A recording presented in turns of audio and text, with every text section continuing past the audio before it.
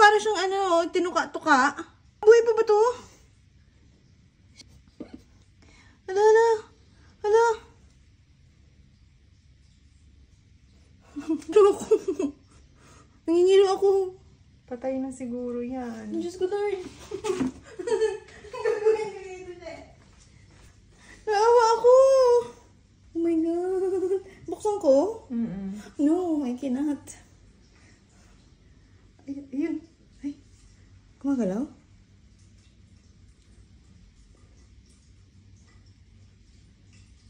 Sige nga, flashlightan mo nga, Manay. Sisiw na siya, Manay. Kawawa naman. Buhay pa kaya ito?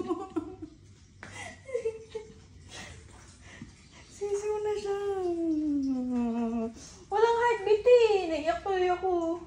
Walang heartbeat. Hello? Hello? Wala na siyang heartbeat.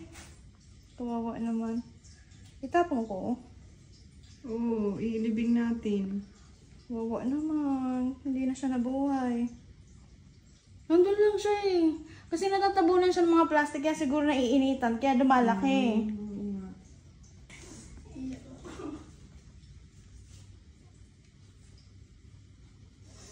Wawa naman.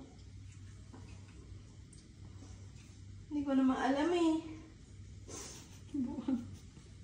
Wawa naman.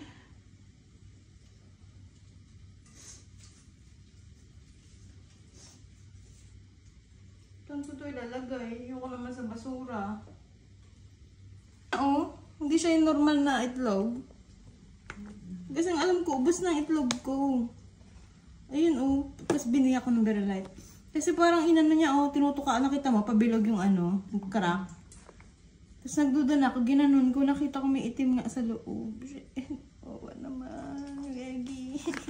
Ilibing